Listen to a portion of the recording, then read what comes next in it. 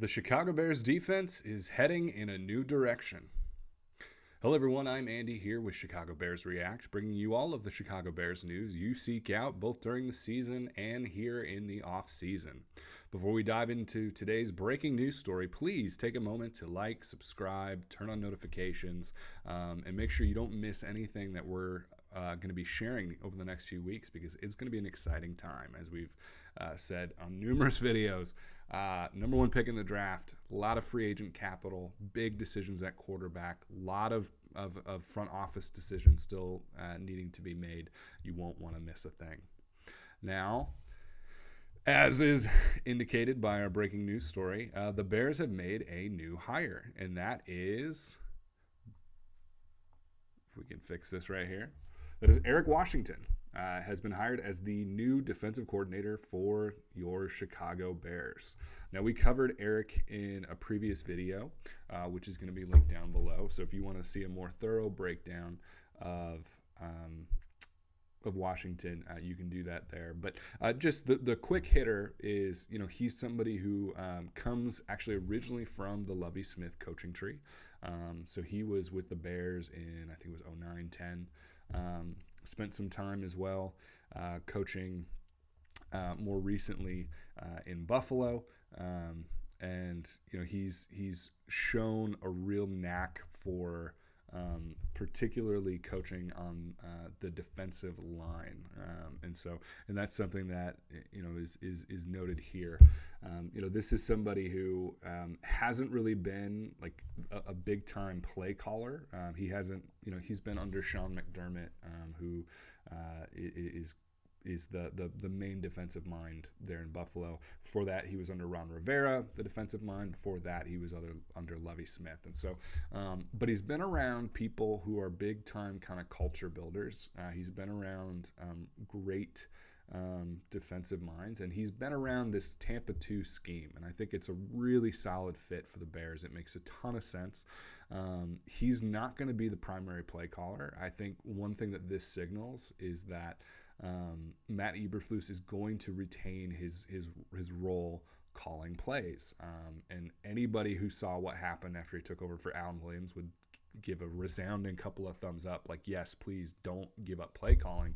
He did a phenomenal job. The Bears were arguably one of the best defenses in football, from week 5 on. And so, I think bringing in Eric as somebody who can, again, his most recent role, he was assistant head coach. So this is somebody who you're bringing in more to be a leader than you are to be a defensive strategist. You're bringing him in because ultimately Matt can't be in every meeting, right? He needs somebody. He needs somebody to be managing these defensive meetings, who has that kind of CEO type mentality, that ability to be a leader of men, and I think that's exactly what he's found here. The other thing that I think is especially notable about this, as was noted here, is his strength is on the defensive line. And I think that matters to me for a couple of reasons. One, that is easily still the biggest weakness on the Chicago Bears roster. I think we're all pretty excited about where the secondary is going. There may be some movement. I don't know that Eddie Jackson's going to be the safety anymore after this season. I could very well see the Bears moving on to try to save some money there. But the secondary's been solid. That linebacking crew is one of the better units in all of the NFL. And the line showed a lot of promise, but it needs work. And so, bringing somebody in who has been a real expert in defensive line play, I think that's a big deal. He's someone who's developed a lot of talent, which when you're looking at where the Bears are still very young up front. Put aside Montez Sweat and Andrew Billings, who are easily the two biggest names. You're still, Gervon Dexter looked like a promising player. Zach Pickens didn't really show a ton this past year, but you've got those two. You've got, different people like Dominique Robinson who are still fighting for, Dominique, I don't know if he's going to make the roster next year, but at the very least, this is somebody who was, when we drafted him, he was raw, and we drafted him because of the potential of what he could be.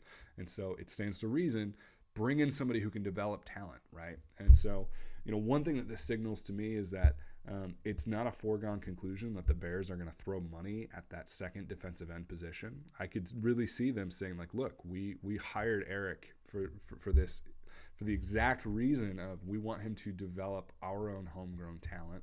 Let's use a top 50 pick on a defensive end. Maybe that number 9 pick, if they don't trade back from it.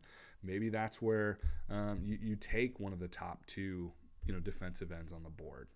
There's some promising players available, and I think the Bears could easily look to do that and build a nice young core on that defensive line, which is exciting. The big thing that I think the Bears have not done well over the last decade is build through the trenches with young ascending talent. And you look at it right now, your 2 tackles are on the offensive line are young.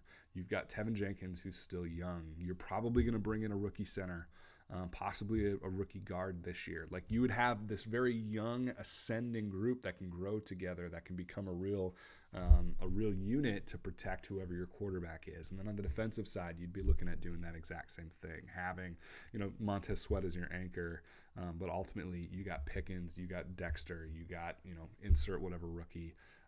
Now all of a sudden you've got this real young core on both sides of the ball in the trenches, and that's an exciting proposition for me. A couple other notes I just wanted to make before we move on.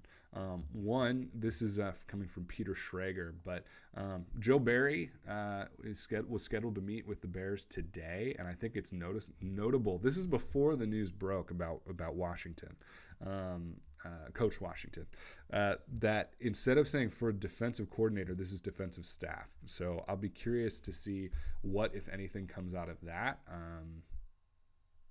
Difficult to know.